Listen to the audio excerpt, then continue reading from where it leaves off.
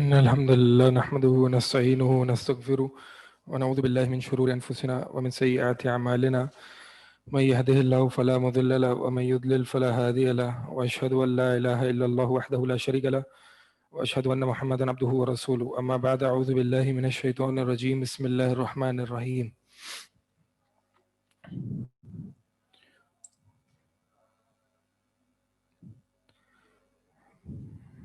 Page number 46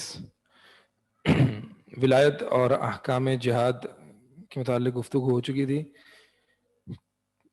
next topic جو ہے وہ کتاب و سنت پر عمل، اس کے متعلق عقیدے سے ریلیٹڈ کیا گفتگو ہے وہ یہاں پہ انشاءاللہ ڈسکس کریں گے. سوال ہے کہ اللہ تعالیٰ نے قرآن کریم کس لیے نازل فرمایا؟ جواب اس کا سادہ سا ہے کہ اس پر عمل کیا جائے. اور ایک جگہ آتا ہے قرآن میں لیدبروا فی، کہ اس میں تدبر کیا جائے. جب تدبر کیا جائے گا تو صرف تدبر پر اکتفا نہیں کیا جائے گا بلکہ اس پر عمل بھی کیا جائے گا.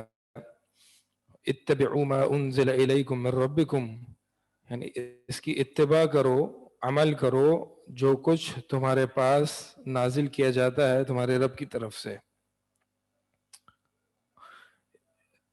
نیکسٹ پیج پہ حدیث ہے تعلم القرآن فإذا علمتموه فلا تغلوا فيه، کہ قرآن سیکھو، جب اسے سیکھ لو تو پھر اس میں جو ہے وہ غلو نہ کرو. غلو یعنی ایگزیجریشن نہ کرو، حد سے زیادہ نہ پڑھو. جو قرآن نے بتایا وہیں پہ رک جاؤ، اس سے آگے بڑھنے کی کوشش نہ کرو. اور اسی طرح نہ اس میں کمی کرو، اعراض کرو اس سے. تو نہ ہم نے آگے بڑھنا ہے نہ اس سے پیچھے ہٹنا ہے، بلکہ جو کچھ قرآن میں ہے وہی اس پر عمل کرنا ہے. افراط اور تفریط نہیں کرنی. ولا تأکلوا بہ، اور اس کے ذریعے کھاؤ نہیں. کیا مطلب اس کے ذریعے نہ کھاؤ؟ یعنی قرآن کو جو ہے وہ کمائی کا ذریعہ نہ بناؤ. تو کیا قرآن کے ذریعے جو ہے وہ سیلری لی جا سکتی ہے؟ ایک حدیث میں آتا ہے کہ بہترین اجر ہے جس کے ذریعے تم یعنی قرآن کی جو آمدنی ہے وہ سب سے بہترین آمدنی ہے. ایک حدیث میں یہ بھی آتا ہے. تو مطلب یہ ہے کہ قرآن سکھانے کی ان اٹ سیلف جو ہے، قرآن سکھانے یا پڑھنے پڑھانے کی اس کی آمدنی نہیں لینی چاہیے، بلکہ وہ جو وقت دیا جاتا ہے اس میں اس وقت کی سیلری ہوتی ہے، اس وقت کی آمدنی ہوتی ہے. البتہ سب سے افضل اور اولیٰ تو یہ ہے کہ کسی حال میں بھی اس کی آمدنی نہیں لینی چاہیے، لیکن بہرحال لینا جائز ہے، جیسے کہ دوسری احادیث سے بھی ثابت ہے اور صحابہ کے عمل سے بھی ثابت ہے کہ بیت المال سے جو ہے وہ قرہ حضرات کو اور علم سکھانے والوں کو جو ہے وہ متعلمین کو آمدنی دی جاتی تھی. اس کے بعد سوال ہے صحیح حدیث پر عمل کرنے کا کیا حکم ہے؟ یعنی یہ ویسے تو سوال ہونا ہی نہیں چاہیے کہ صحیح حدیث پر عمل کرنے کا کیا حکم ہے، لیکن یہ سوال جو ہے وہ پیش اس لیے آیا کہ بعض لوگ ہمارے ہاں ایسے پائے جاتے ہیں جو اس سوال کا جواب نہیں دیتے ہیں. یعنی اس پر عمل کرنے کی ضرورت نہیں ہے. ویسے تو یہ سوال بنتا ہی نہیں ہے کہ صحیح حدیث پر عمل کرنے کی، یا ایسے یہ ہے کہ کیا قرآن کی آیت پر عمل کرنے کا کیا حکم ہے. بالکل ایک مسلمان کے لیے تو ایک یہ آبویس اس کا آنسر ہے کہ اس پر عمل کرنا واجب اور فرض ہے. اسی طرح سنت اور صحیح حدیث پر عمل کرنا واجب ہے اور فرض ہے. تو یہ تو سوال بنتا ہی نہیں ہے. البتہ یہ سوال کرنے کی ضرورت اس لیے پیش آئی کیونکہ بعض لوگ کہتے ہیں کہ نہیں جی صحیح حدیث پر عمل کرنا ضروری نہیں ہے.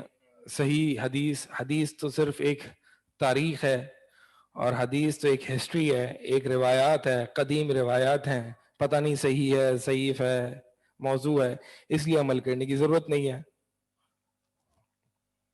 اور کہتے ہیں کہ اللہ تعالیٰ قرآن پر عمل کرنا ضروری اس لیے ہے کیونکہ قرآن کی تو اللہ تعالیٰ نے خود حفاظت کا ذمہ لیا ہے. اِنَّا نَحْنُ نَزَّلْنَا الذِّكْرَ وَإِنَّا لَهُ لَحَافِظُونَ. قرآن کی آیت ہے اِنَّا نَحْنُ نَزَّلْنَا الذِّكْرَ، ہم نے ذکر کو نازل کیا اور ہم ہی حفاظت کرنے والے ہیں. تو ذکر کی حفاظت کا ذمہ اللہ تعالیٰ نے اٹھایا ہے. یہ کہاں ہے کہ قرآن کی حفاظت کا ذمہ اللہ نے اٹھایا ہے؟ اللہ تعالیٰ نے جو الفاظ استعمال کیے ہیں وہ ذکر کے ہیں. ذکر، اور ذکر پورا دین ہے. ذکر میں قرآن حدیث دونوں شامل ہیں. قرآن حدیث ذکر میں دونوں شامل ہیں. یعنی اللہ تعالیٰ کے اس فرمان کے مطابق ہم نے قرآن بھی نازل کیا اور حدیث بھی نازل کی، تو لہٰذا دونوں کی حفاظت کا ذمہ ہم نے اٹھایا ہے. یہ تو نہیں فرمایا اللہ تعالیٰ نے اِنَّا نَحْنُ نَزَّلْنَا الْقُرْآنَ، نہیں، اللہ تعالیٰ نے یہ فرمایا کہ ہم نے ذکر، اور ذکر اور بہت سے اس کے دلائل موجود ہیں کہ ذکر جو ہے وہ پورے دین کے اس میں ہے. جیسے کہ اللہ بذکر اللہ تطمئن القلوب، اللہ کے ذکر سے لوگوں کو اطمینان حاصل ہوتا ہے. تو وہاں پہ مراد صرف اللہ کا ذکر سبحان اللہ الحمدللہ نہیں ہے، بلکہ اللہ کا دین ہے. ایسا نہیں ہو سکتا کہ کوئی شخص اللہ کے دین پر عمل نہ کرے، نمازیں وغیرہ نہ پڑھے اور سبحان اللہ الحمدللہ کہتا رہے اور اس کو اطمینان مل جائے گا. نہیں، وہاں بھی مراد اللہ کا پورا دین ہے. اللہ کا دین ہی اطمینان کا باعث ہے، اللہ کے دین پر عمل پیرا ہونا اطمینان کا باعث ہے. تو لہٰذا جو لفظ استعمال ہوا ہے وہ ذکر ہے کہ اللہ تعالیٰ نے قرآن اور حدیث دونوں کا ذمہ لیا ہے اس کی حفاظت کرنے کا. تو صرف یہ بات غلط ہے کہ اللہ تعالیٰ نے صرف قرآن کا ذمہ لیا ہے، حدیث کا ذمہ نہیں لیا. دین مکمل ہو چکا ہے. صحابہ کے لیے دین اور ہمارے لیے دین اور، تو اس کی تو کوئی گنجائش ہی نہیں ہے. اگر آپ یہ بات کرتے ہو کہ قرآن پر آج عمل کیا جائے گا، حدیث پر نہیں کیا جائے گا، تو اس بات سے یہ لازم نتیجہ یہ نکلتا ہے کہ صحابہ کا دین اور تھا اور ہمارا دین اور ہے. حالانکہ اللہ تعالیٰ نے واضح بتا دیا قرآن میں کہ اگر یہ لوگ صحابہ کی طرح ایمان لائے فقد اہتدوا، تو پس تب ہی یہ ہدایت یافتہ ہیں. صحابہ کی طرح ایمان نہیں ہوگا تو پھر ہدایت یافتہ نہیں ہے. تو اگر صحابہ کا دین اور ہے اور ہمارا دین اور ہے تو ہم صحابہ کی طرح ایمان نہیں لا سکتے. تو لہٰذا قرآن اور حدیث دونوں ہی حجت ہیں. قرآن اور صحیح حدیث دونوں حجت ہیں. حجت کا مطلب دلیل ہیں. آپ پر حجت قائم ہو جاتی ہے قرآن اور حدیث کے ذریعے. یعنی یہ دونوں سورسز آف نالج ہیں، سورسز آف علم ہیں، علم کے ذرائع ہیں، علم کا منبع ہیں. دونوں سے ایکولی علم حاصل کیا جائے گا. جس طرح قرآن پر عمل کرنا فرض ہے، اسی طرح حدیث پر عمل کرنا بھی فرض ہے. اب جو منکرین حدیث کا جو گروہ ہے، جس کو آج کل لیڈ کرتے ہیں جاوید احمد غامدی صاحب، ان کے نزدیک سنت کیا ہے؟ کیا وہ مطلقاً سنت کو مانتے ہیں، حدیث کو مانتے ہیں؟ کیا نظریہ ہے ان کا؟ تھوڑا سا ہم اس کو تھوڑا سا تفصیل سے دیکھ لیتے ہیں اور پھر اس پر جو ہمارے اعتراضات ہیں اس کو بھی دیکھ لیں گے. ٹھیک ہے. یہ انکار حدیث کا جو فتنہ ہے یہ کوئی نیا نہیں ہے. یہ جو کہا جاتا ہے کہ یہ جاوید احمد غامدی صاحب کوئی نئی چیز لائیں، یہ کوئی نئی چیز نہیں ہے. یہ پرانے دور سے یہ فتنہ ہے، جب سے معتزلہ یعنی ریشنلسٹ، عقل پرستوں کا فتنہ جو کہ ظاہر ہوا تھا. تو یہ بہت پرانا ہے اور یہ وہی عقل پرستی ہی ہے کہ جو یہ نتائج جس سے لازمی نکلتے ہیں. اب دیکھتے ہیں کہ غامدی صاحب جو ہیں، غامدی صاحب کے نزدیک سنت کیا ہے. غامدی صاحب یہ دعویٰ کرتے ہیں کہ ہمارا دین قرآن اور سنت ہے. غامدی صاحب یہ دعویٰ کرتے ہیں ہمارا دین قرآن اور سنت ہے. تو پھر بھائی ہم ان کو منکر حدیث کیوں کہتے ہیں؟ وہ تو کہتے ہیں ہم سنت کو مانتے ہیں. منکر حدیث ہم اس لیے ان کو کہتے ہیں کیونکہ ان کے نزدیک جو سنت ہے وہ کچھ اس میں مسئلہ ہے. ان کے نزدیک جو سنت ہے وہ کیا ہے، ذرا آپ لکھ لیں. غامدی صاحب کے نزدیک جو سنت ہے، سنت غامدی صاحب کے نزدیک، ٹھیک ہے. اس کو میں تھوڑا سا تفصیل سے ذکر کروں پھر انشاءاللہ اس پر مفصل رد بھی کروں گا. غامدی صاحب کے نزدیک سنت وہ ہے جو کہ ابراہیمی ہو، یعنی یہ مندرجہ ذیل شرائط ہیں. سنت ابراہیمی ہو یعنی ابراہیم علیہ السلام سے وہ سنت ثابت ہو تب وہ سنت کہلائے گی. دوسری شرط جو ہے وہ ان کے نزدیک سنت ہونے کی وہ یہ ہے کہ اس پہ اجماع صحابہ ہو، اجماع صحابہ اور تواتر عملی ہو. کیا مطلب؟ سنت وہی ہے جس صحابہ نے کنسنسس، صحابہ سارے کے سارے متفق تھے کسی عمل پر، اگر سارے صحابہ متفق ہوں تو وہی سنت ہوگی. اور اس کے ساتھ ساتھ وہ عمل جنریشن در جنریشن ہر طبقے میں تواتر، یعنی بہت کثیر تعداد لوگوں نے، یعنی مسلمان کے ہر گروہ نے اس پر عمل کیا ہوگا. مثال کے طور پر وہ کہتے ہیں نماز، نکاح، تدفین، یہ کہتے ہیں کہ نماز صحابہ کا اجماع تھا نماز کی فرضیت پر. اسی طرح 1400 صدیوں میں 1400 سال مسلمان کے ہر طبقے نے بہت ایک بڑی تعداد میں نماز قائم کی. اس میں کسی کا اختلاف ہی نہیں کہ نماز فرض ہے یا سنت ہے یا واجب نہیں ہے یا سرے سے فرض ہی نہیں ہے.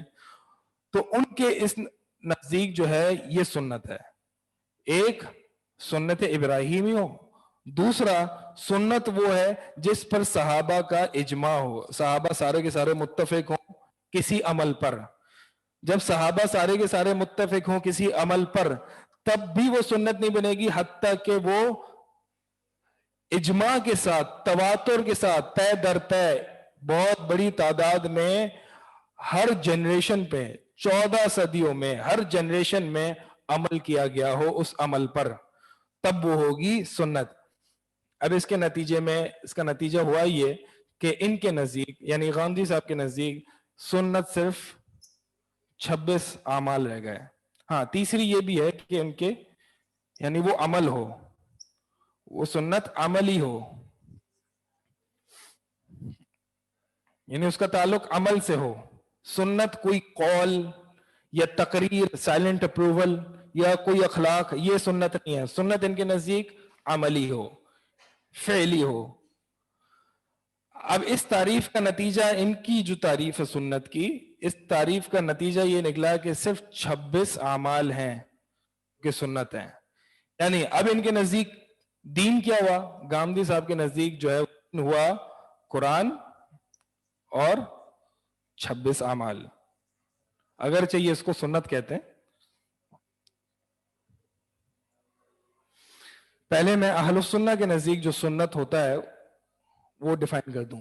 اہل السنہ کے نزدیک جو سنت کہلاتی ہے وہ ہے فعل، قول، تقریر. تقریر یعنی سائلنٹ اپروول، یعنی نبی صلی اللہ علیہ وسلم کے سامنے کوئی فعل کیا گیا ہو، کوئی کام کیا گیا ہو اور نبی صلی اللہ علیہ وسلم نے اس پر خاموشی اختیار کی ہو. اور اخلاق، اخلاق یعنی نبی صلی اللہ علیہ وسلم اخلاق حسنہ، چاہے ان کی جو باڈی کیریکٹرسٹکس ہیں کہ نبی صلی اللہ علیہ وسلم کی داڑھی مبارک کیسی تھی، نبی صلی اللہ علیہ وسلم کا حلیہ وغیرہ، یہ سب اخلاق میں آ جاتے ہیں.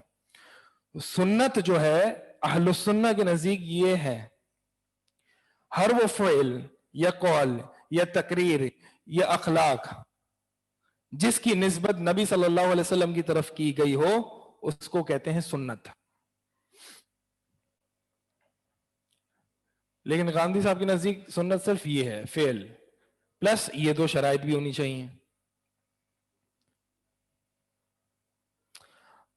اب جناب اس کا ہم جواب دیتے ہیں. اس جو گاندھی صاحب کی جو سنت ہے، گاندھی صاحب کی جو سنت ہے اس کا ہم جواب دیتے ہیں. اس شرائط پہ تو ہم بعد میں بات کریں گے. پہلے تو ہمیں یہ بتائیں کہ یہ جو گاندھی صاحب نے سنت کی تعریف کی ہے، گاندھی صاحب نے جو سنت کی تعریف کی ہے کیا وہ اس معیار پہ اترتی ہے؟ کیا مطلب؟ گاندھی صاحب نے جو سنت کی تعریف کی ہے کہ سنت ابراہیمی ہو اور اس پر اجماع صحابہ ہو اور تواتر عملی کے ساتھ نقل ہوا ہو، کیا یہ گاندھی صاحب پہلے تو سنت کی یہ تعریف اجماع صحابہ سے اور تواتر عملی سے ثابت کریں؟ کیا صحابہ کا سنت کی اس تعریف پر اجماع تھا؟ سمجھ آ رہا ہے؟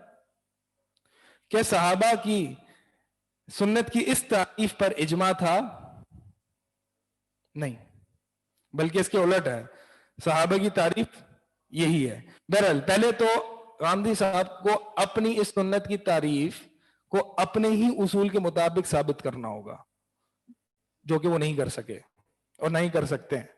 تو لہذا پہلے تو وہ اپنی اس تعریف کو اجماع صحابہ سے اور تواتر عملی سے ثابت نہیں کر سکتے. دوسرا،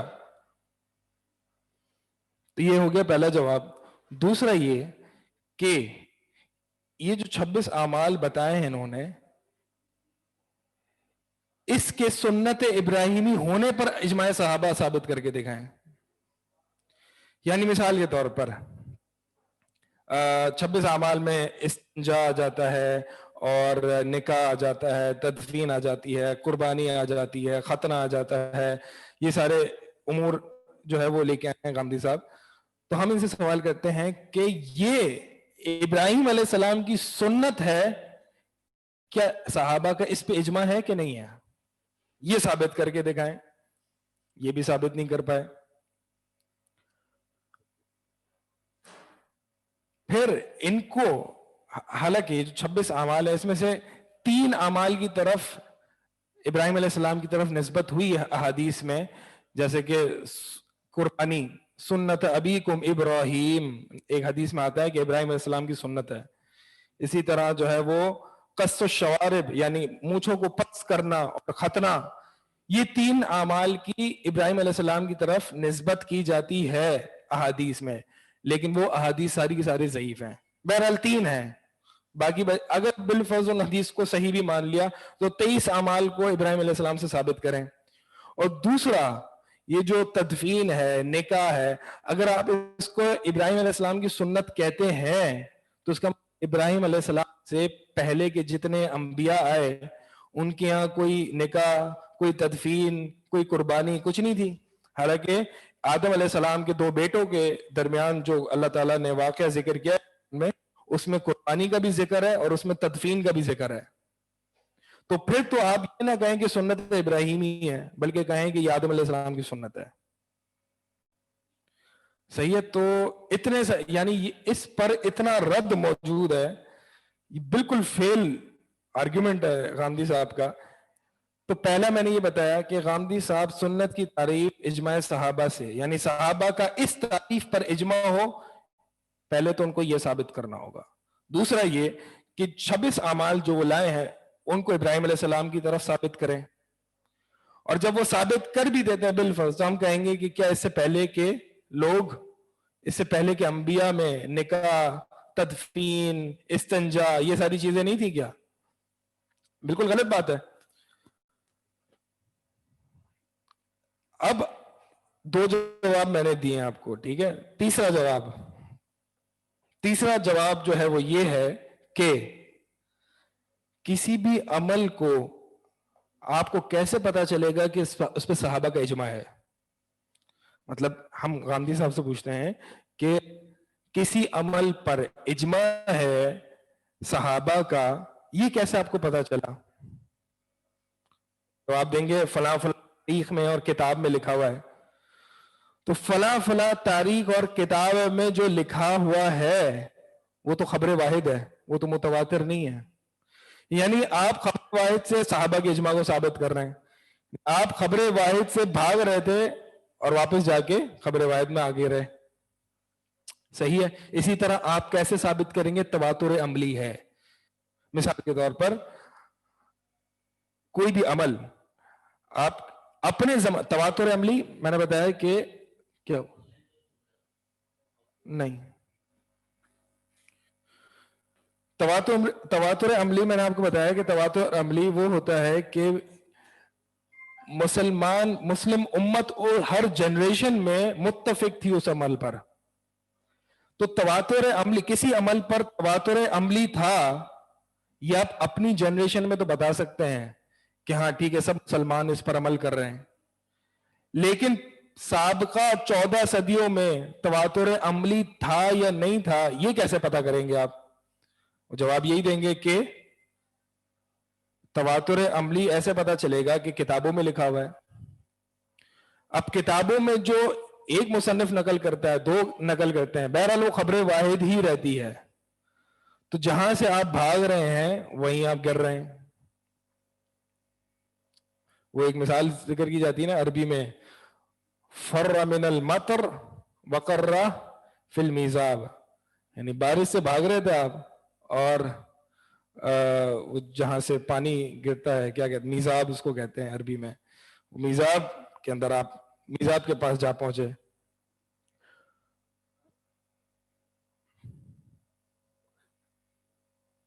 اور دوسری بات وہ یہ کہتے ہیں کہ تواتر، مثال کے طور پر اگر تواتر عملی نماز میں موجود ہے کہ ہر امت، ہر جنریشن میں سارے کے سارے مسلمان ایک عمل پر متفق ہیں، لہٰذا یہ بات دلالت کرتی ہے کہ صحابہ کا اجماع ہے اس پہ.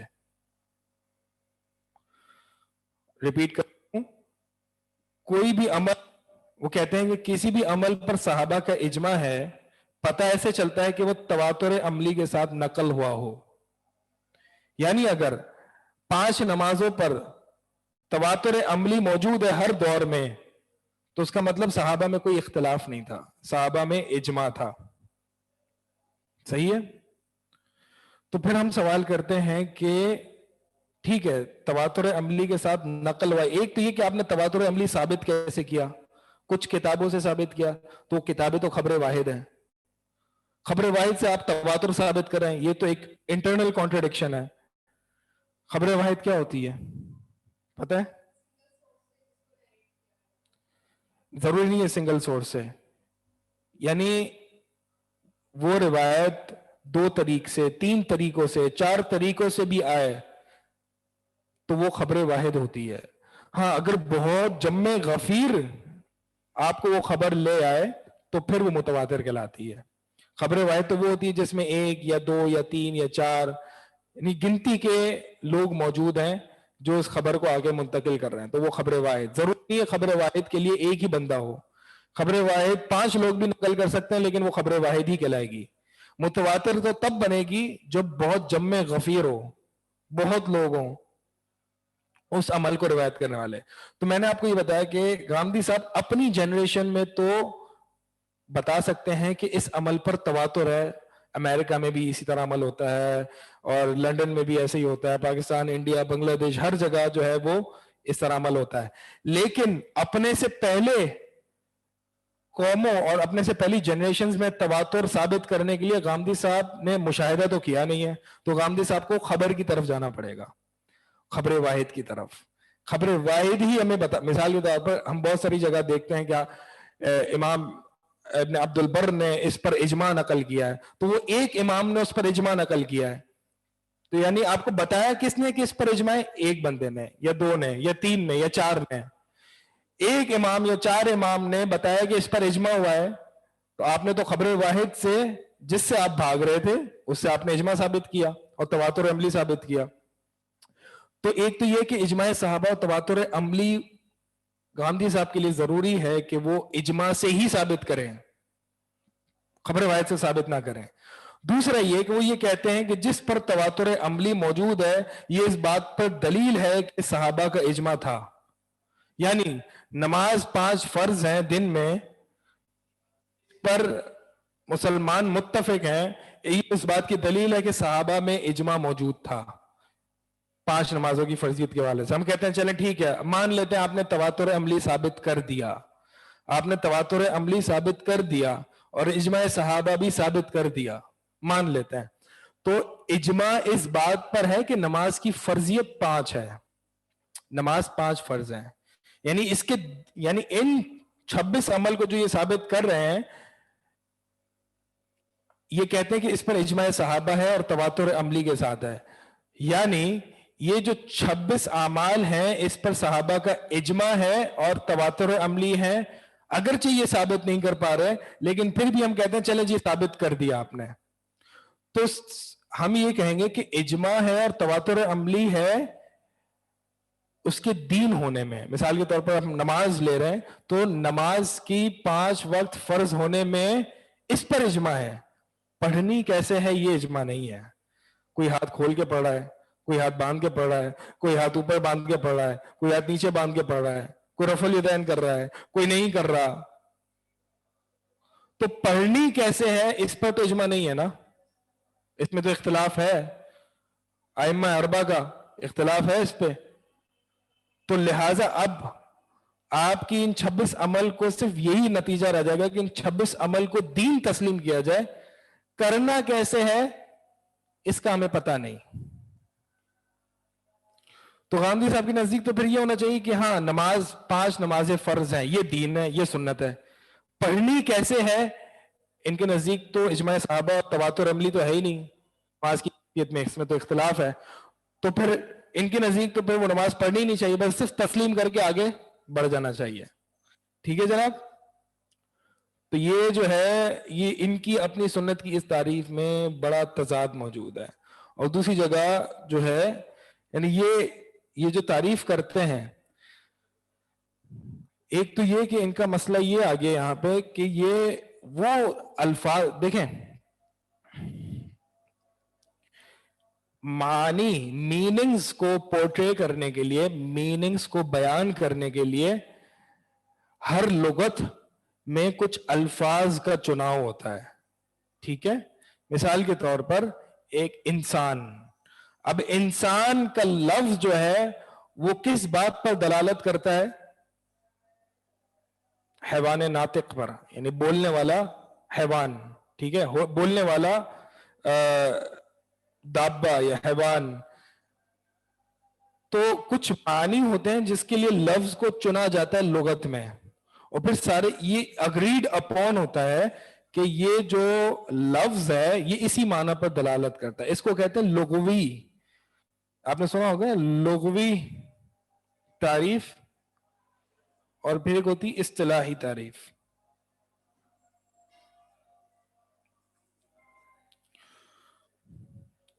اصطلاحی تعریف کیا ہوتی ہے؟ اصطلاح میں کوئی ایسا لفظ وضع کرنا جو کسی معنی پر دلالت کرے.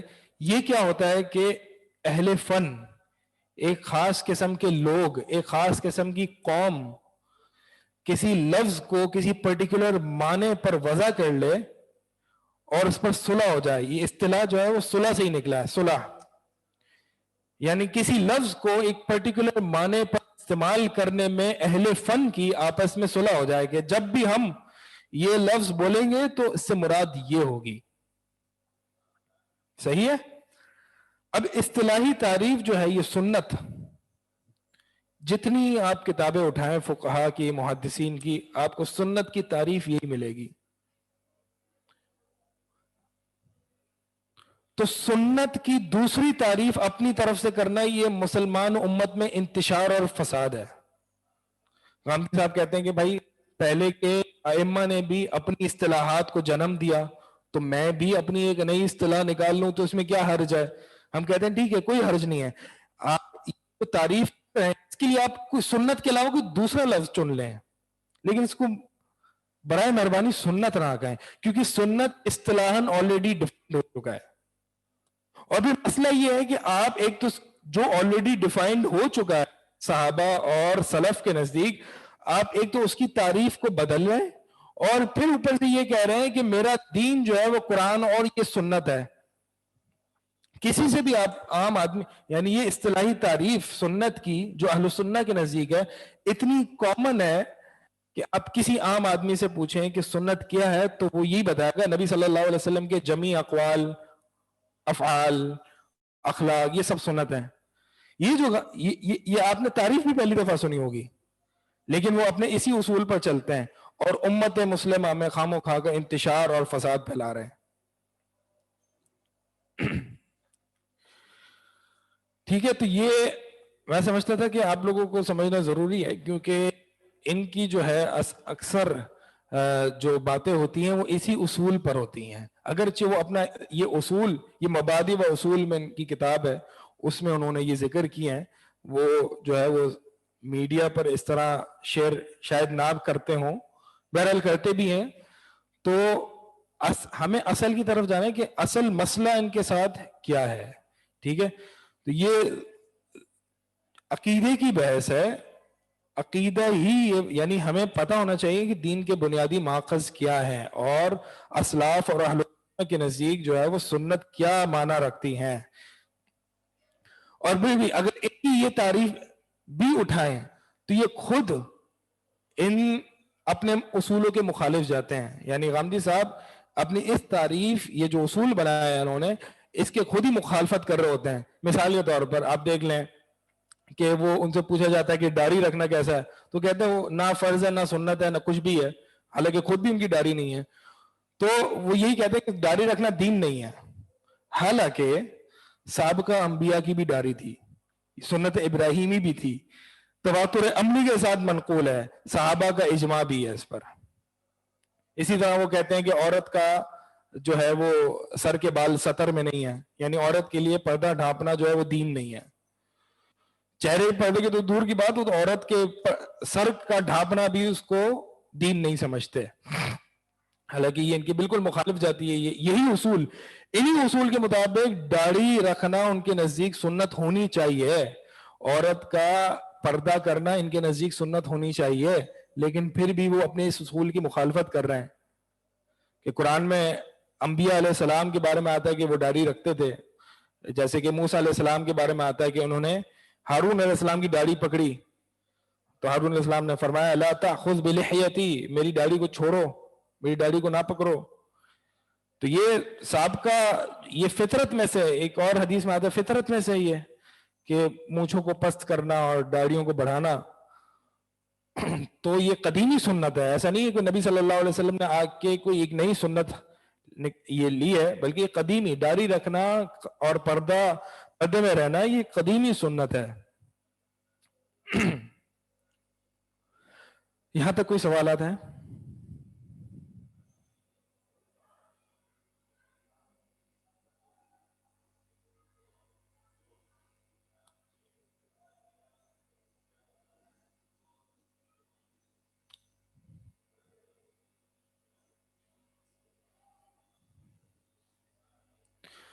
دوبارہ بتا دیں اصطلاحی اور لغوی میں فرق. لغوی یعنی اہل لغت والے کسی لفظ کو کس معنی میں استعمال کرتے ہیں، ٹھیک ہے. جیسے موبائل، اب موبائل ہم اردو میں کہتے ہیں تو موبائل کا معنی یہ موبائل ہے، سب کو پتہ ہے موبائل کیا ہے. لیکن اگر میں آگے کہہ دوں نہیں، آج سے جب میں موبائل کہوں گا تو اس سے مراد جو ہے وہ پانی کا گلاس ہوگا، تو کوئی اس کو تسلیم کرے گا؟ بیوقوف کہے گا کہ بھائی آپ فضول میں جو ہے وہ اہل فن کے مخالف جا رہے ہیں، اپنی بات کر رہے ہیں.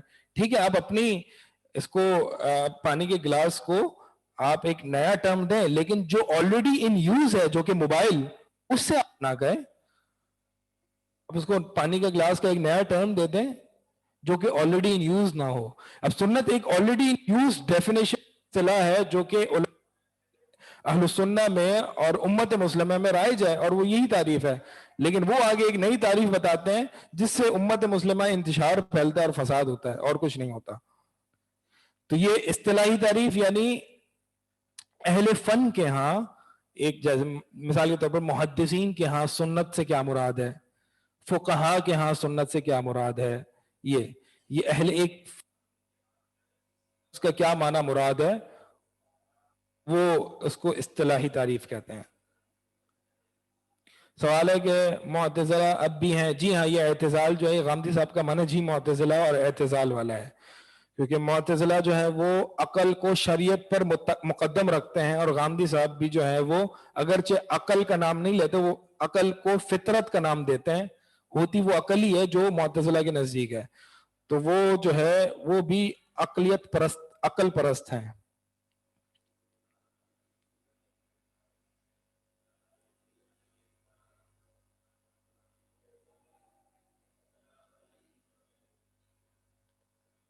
خبر واحد کیا ہوتا ہے؟ خبر واحد یعنی ایسی خبر جو کہ ایک طریقے سے یا دو طریقے سے یا تین طریق سے آپ کو وہ ملے، یعنی اس میں متواتر کی شرائط نہ پائی جاتی ہو.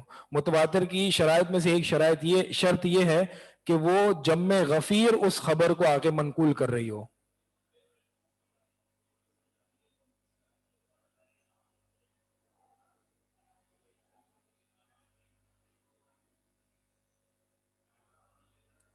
کون سے تین اعمال ہیں جو ابراہیم علیہ السلام کی قوم، جو ابراہیم علیہ السلام کی سنت، وہ احادیث آتی ہیں لیکن وہ بھی ضعیف ہیں، وہ ضعیف ہیں. اور وہ تین عمل جیسے قربانی میں نے بتایا، کیونکہ قربانی تو آدم علیہ السلام کے بیٹوں سے ثابت ہے. اللہ تعالیٰ فرماتا ہے کہ ایک سے قبول کی گئی اور ایک سے قربانی قبول نہیں کی گئی. تو جس سے قبول نہیں کی گئی اس نے کہا کہ میں تجھے قتل کر دوں گا. تو دوسرے نے کہا کہ اللہ تعالیٰ تو صرف متقی سے قبول کرتا ہے. قرآن میں پورا واقعہ ہے. ٹھیک ہے. اور تدفین بھی یعنی اسی سے ثابت ہے. آدم علیہ السلام کے بیٹوں سے ہی تدفین کی سنت بھی ثابت ہے, قرآن میں ہے.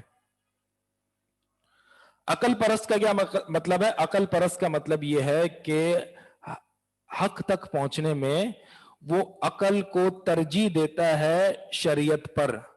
یعنی شریعت کی صرف وہ بات قبول کرے گا جب اس کی عقل میں آئے گی. جب اس کی عقل محدود عقل میں نہیں آئے گی تو پھر وہ شریعت کی اس بات کو ٹھکرا دے گا اور اپنی عقل کو ترجیح دے گا. ٹھیک ہے. تو اس کو کہتے ہیں عقل پرست.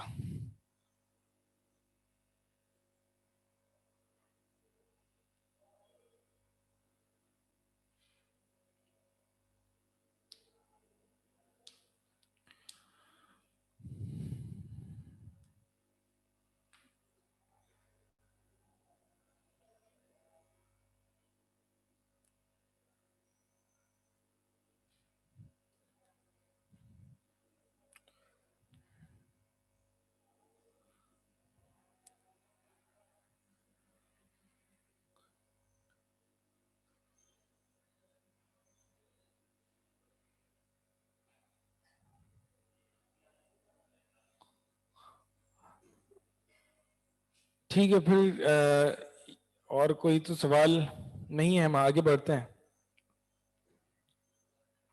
ٹھیک ہے. تو اس کا نتیجہ کیا نکلا کہ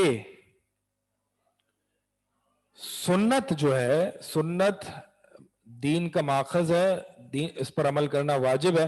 اگر آپ کہتے ہیں کہ سنت جو ہے وہ صرف یہ 26 اعمال ہے, یعنی اس سے تو یہ نتیجہ نکلے گا کہ نتیجہ یہ نکلے گا کہ صحابہ کا دین اور تھا.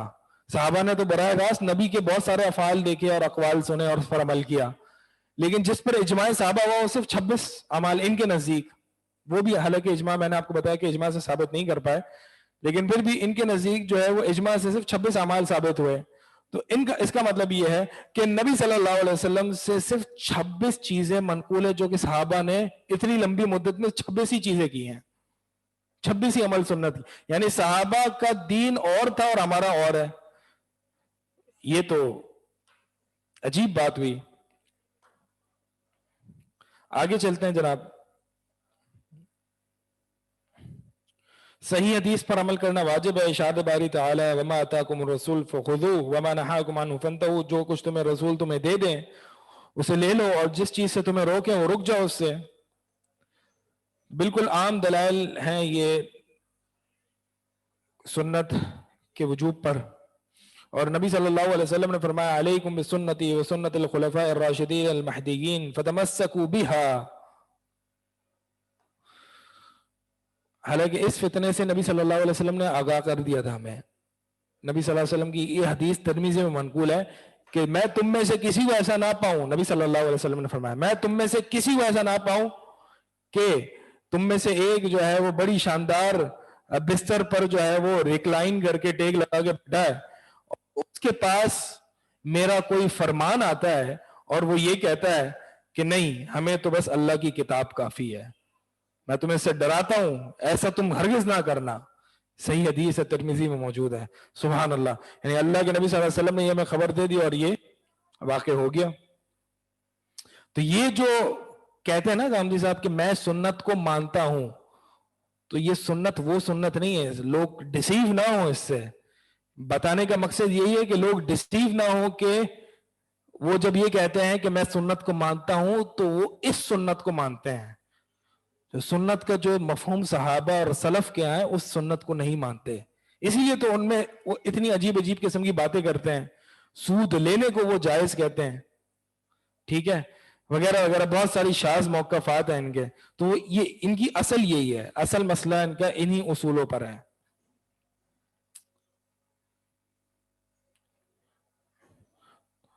علیکم بسنتی, تم پر میری سنت لازم ہے, وسنت الخلفاء الراشدین المہدیین, اور ہدایت یافتہ خلفاء راشدین کی سنت بھی تم پر لازم ہے. فتمسکوا, تو لازم اس طریقے کو لازم پکڑ لو. ایک حدیث میں آتا ہے تمسکوا بالنواجذ، دانتوں سے اس کو پکڑ لو، جانے نہیں دینا. اتنی امپورٹنٹ چیز ہے. جیسے کہ سلف کا قول ہے کہ سنت صفیحۃ نوح، سفینۃ نوح، کہ سنت جو ہے وہ نوح علیہ السلام کی کشتی ہے. فمن رکبها نجا، کہ جو شخص اس کشتی پر سوار ہو جائے گا وہ کامیاب ہو جائے گا.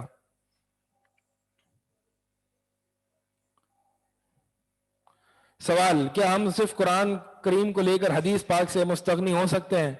جواب، ہرگز نہیں. کیونکہ حدیث نبوی قرآن کریم کی شرح و تفسیر ہے. یعنی قرآن کو کیسے سمجھنا ہے، جیسے کہ اللہ کی مراد ہے، جیسے کہ اللہ کی انٹینٹ ہے، جیسے کہ اللہ کی مراد ہے. اللہ کی کیا مراد ہے وہ ہمیں حدیث سے پتا چلے گی. تبھی تو نبی صلی اللہ علیہ وسلم کو بھیجا.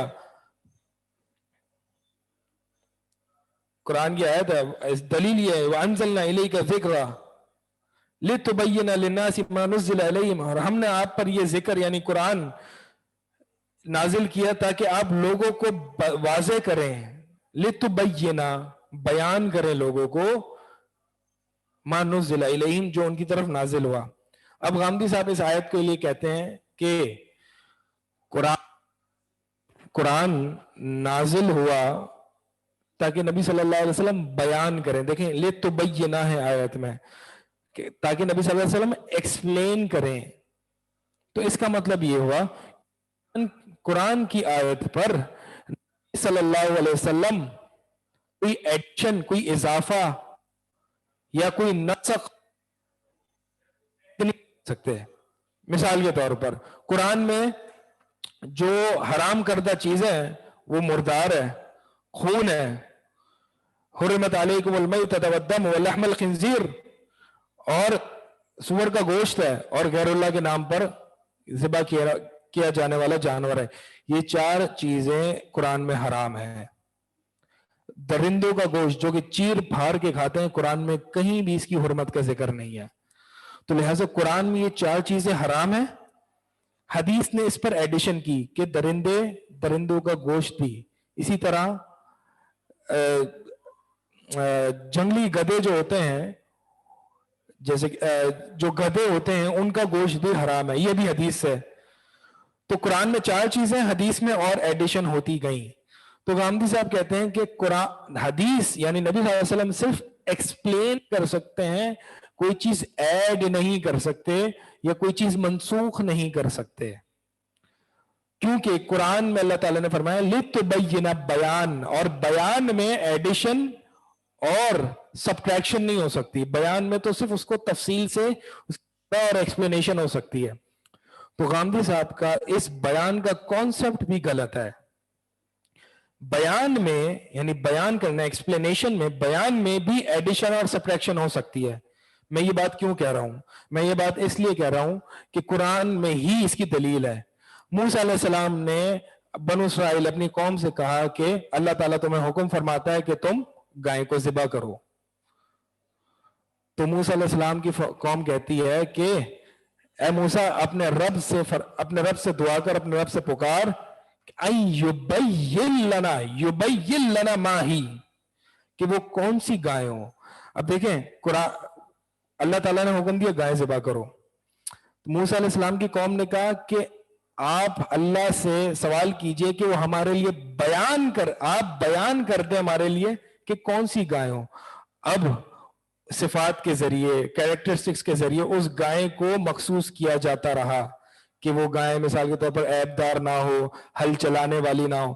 تو وہاں پہ یبین لنا ما ہی، کہ ہمارے لیے بیان کر دیجئے موسیٰ کہ وہ کون سی گائے ہوں. تو موسیٰ علیہ السلام نے صفات کو یعنی صفات کے ذریعے اس گائے کو ریسٹرکٹ کیا.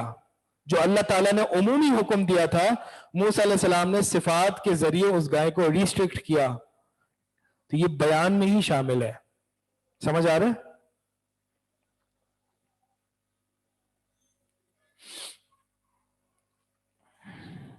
پھر رسول اللہ صلی اللہ علیہ وسلم کا فرمایا کہ الا انی اوتیت القرآن ومثلہ معہ، خبردار آگاہ ہو جاؤ کہ بے شک مجھے قرآن بھی دیا گیا ہے اور اس جیسی چیز یعنی اس جیسی چیز کیا حدیث، اس جیسی چیز اور بھی دی گئی ہے، مسعود احمد کی حدیث ہے. صحیح، یہاں تک کوئی سوال ہے؟ سوالات دیکھ لیتے ہیں.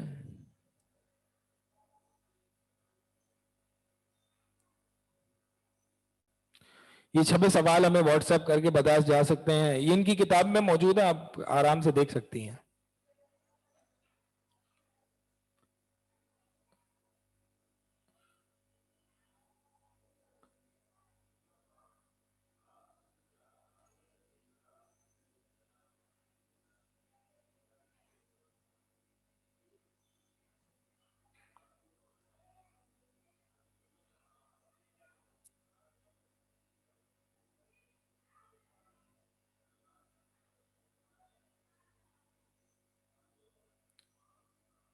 بیان والی بات ریپیٹ کرتے ہیں. بیان والی بات میں نے یہ کہا کہ غامدی صاحب کہتے ہیں کہ حدیث جو ہے وہ قرآن کا بیان ہے بس، اور بیان میں یہ بات ہوتی ہے کہ بیان صرف اس کی ایکسپلینیشن ہوتی ہے، اس میں کوئی چیز ایڈیشن یا سبٹریکٹ نہیں کی جا سکتی. تو میں نے قرآن سے ہی ثابت کیا موسیٰ علیہ السلام اور بنی اسرائیل کے قصے سے کہ وہاں پہ بھی بیان کے ذریعے ہی موسیٰ علیہ السلام نے گائے کی صفات کے ذریعے گائے کو ریسٹرکٹ کیا اور قید لگائی.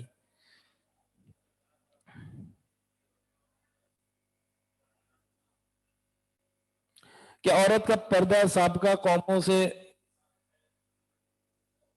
پردہ، آپ سابقہ قوموں کی طرف کہاں جا رہی ہیں؟ آپ ایک صدی پہلے چلے جائیں، ایک صدی پہلے چلی جائیں تو آپ دیکھیں یورپ میں بھی جو ہے وہ عورتیں کس طرح سے ڈریس کیا کرتی تھی اپنے آپ کو.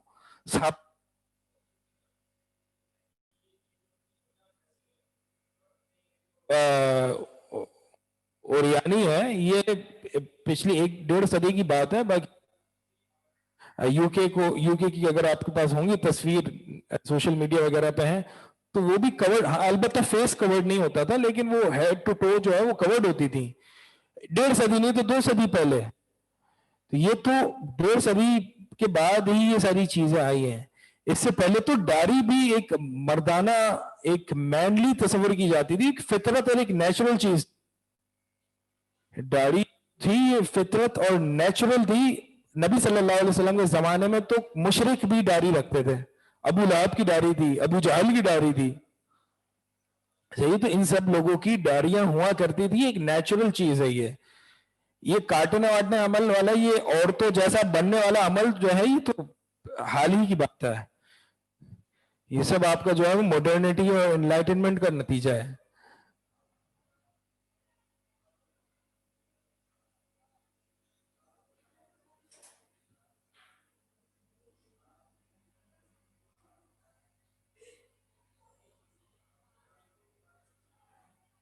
سوال ہے، اچھا سوال ہے، موسیٰ علیہ السلام کی کو جو صفات بتائیں وہ تو اللہ نے ہی بتائیں، تو یہ ایکسپلینیشن تو اللہ کی طرف سے ہے. دیکھیں موسیٰ علیہ السلام کی قوم نے کہا کہ آپ اللہ تعالیٰ کو پکاریں، اللہ تعالیٰ سے سوال کریں ان یبین لنا، کہ اللہ تعالیٰ ہمارے لیے بیان کر دے کہ وہ گائے کون سی ہو. ٹھیک ہے، تو اب اگر اللہ نے ہی، مثال کے طور پر میں آپ کو کہتا ہوں کہ آپ کتاب پڑھیں، ٹھیک ہے، اب سامنے مخاطبین مجھ سے کہتے ہیں کتاب سے آپ کی کیا مراد ہے، تو میں اگر بیان کروں گا تو صرف کتاب کو ایکسپلین کروں گا کہ کتاب یہ ہوتی ہے. اب میں کوئی اور چیز کو کتاب میں شامل نہیں کروں گا. ٹھیک ہے، تو اللہ ہی، بے شک اللہ ہی بیان کر رہا ہے، لیکن میں کہہ رہا ہوں کہ بیان کے مفہوم میں ہی ایڈیشن اور سبٹریکشن کا مفہوم پایا جاتا ہے. کیونکہ اللہ نے پہلے کہا کہ ایک گائے ذبح کرو، پھر اللہ نے بیان کیا، اللہ نے بیان کیا کہ گائیں ایسی ایسی ایسی ہو. یعنی مطلق گائیں میں جو صفات ہوتی ہیں اس کو سبٹریکٹ کرتے کرتے اللہ تعالیٰ نے ایک گائے کی، ایک ہی گائے وہ ملی جو کہ ریسٹرکٹ کر دیا، وہ بھی بیان کے ذریعے. تو میں بیان کے لفظی معنی میں بحث کر رہا ہوں، میں یہ نہیں کر رہا کہ موسیٰ علیہ السلام نے بیان کیا یا اللہ تعالیٰ نے بیان کیا. یعنی اللہ ہی نے بیان کیا، لیکن بیان میں اللہ تعالیٰ نے ہی سبٹریکٹ کیا، سبٹریکٹ کر کے گائے کو ریسٹرکٹ کر دیا کہ ایسی گائے ہونی چاہیے. تو یہ بیان میں ہی یہ بات واضح ہے.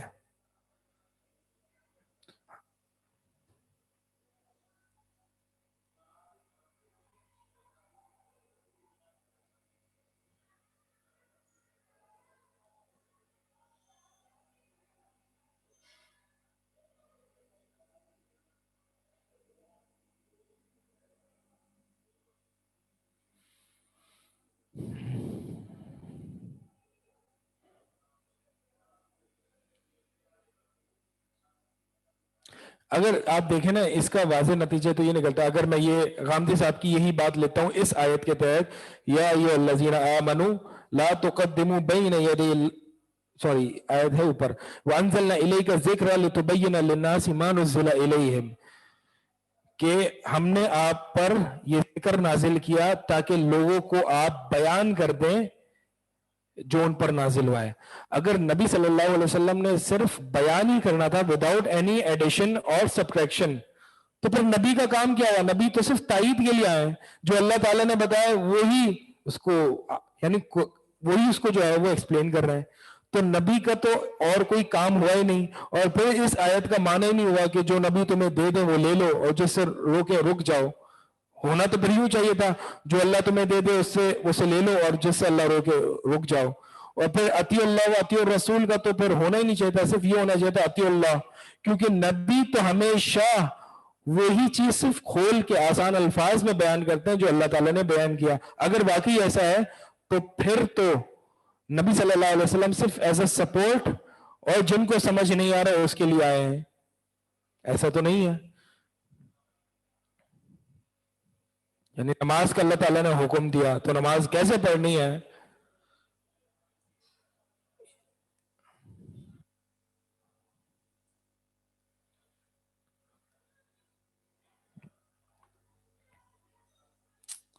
اسی طرح جو ہے وہ مثال بہت ساری حدیثوں کو اسی بنیاد پر وہ غامدی صاحب ریجیکٹ کر دیتے ہیں۔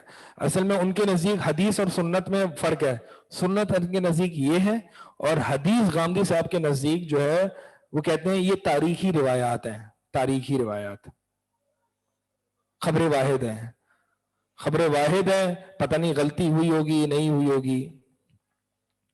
تو یہ جو ہے یہ وہ یہ حدیث اور سنت میں فرق کرتا ہے۔ حدیث کہتے ہیں کہ یہ ایک ٹریڈیشن ہے اور ایک یہ روایات ہیں، اور سنت جو ہے وہ اس کو کہتے ہیں۔ تو وہ کہتے ہیں سنت اور قرآن دین ہے، حدیث دین نہیں ہے۔ جن احادیث میں عذاب قبر کا آتا ہے کہ عذاب قبر برحق ہے، تو غامدی صاحب ان کو نہیں مانتے، کیونکہ ان کی ایک تو عقل نہیں مانتی ہے، ان کی عقل نہیں مانتی کہ قبر میں عذاب کیسے ہو سکتا ہے۔ دوسرا یہ کہ ان کے نزدیک حدیث حجت ہے ہی نہیں، ان کے نزدیک سنت، وہ یہ والی سنت جو ہے وہی حجت ہے۔ ٹھیک ہے، واضح ہے؟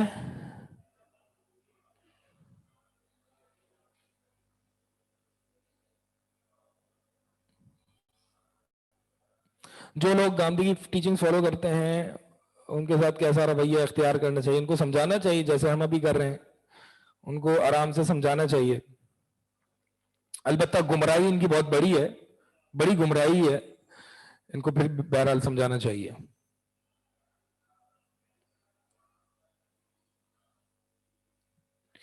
حالانکہ اہل سنت اور حدیث کے اعتبار سے فرق پوچھا گیا، اہل سنت کے نزدیک سنت اور حدیث میں فرق نہیں ہے۔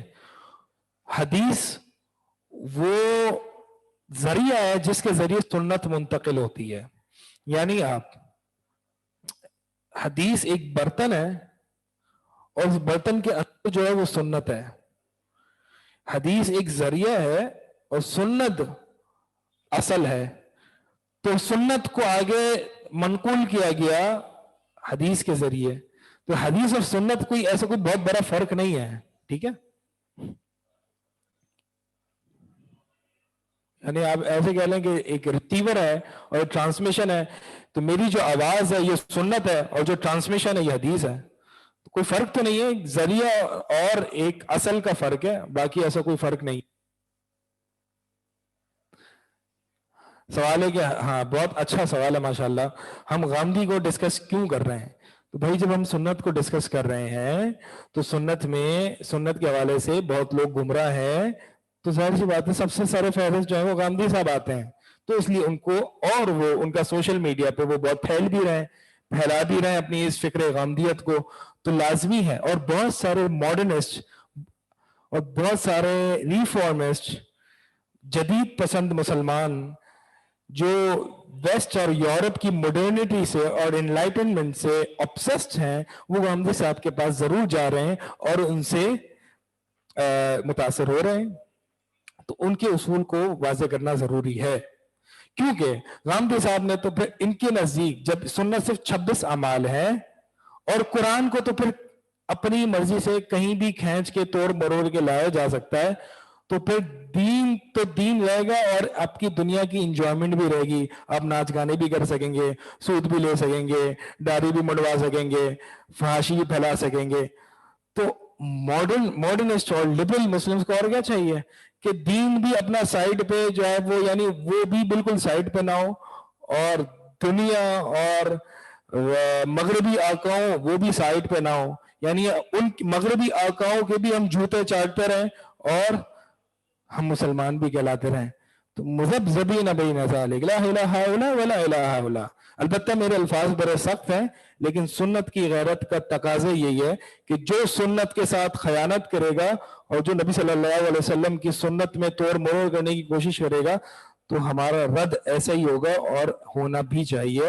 ایک سنت، ایک مسلمان، ایک مومن کی سنت کی غیرت کا تقاضا یہی ہے. اور صحابہ نے بھی ایسے ہی جو سنت کے منکر، حدیث کے عقیدے میں انحراف جنہوں نے کیا ہے، صحابہ کے بھی طرز عمل یہ تھا. البتہ اس سختی کو، ان سخت الفاظ اپنی جگہ، جب دعوت کا مقام آئے گا، سمجھانے کا مقام آئے گا تو ان کو ہم نرم الفاظ میں ہی سمجھائیں گے. کمپرومائز اپنے اصول پر نہیں کریں گے، یہ ہم نے پہلے بھی آپ کو بتا چکے ہیں.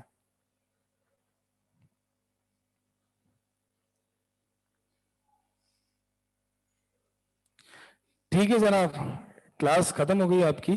جی سوال ہے؟ ٹھیک ہے. سبحانک اللہم و بحمدک اشہد ان لا الہ الا انت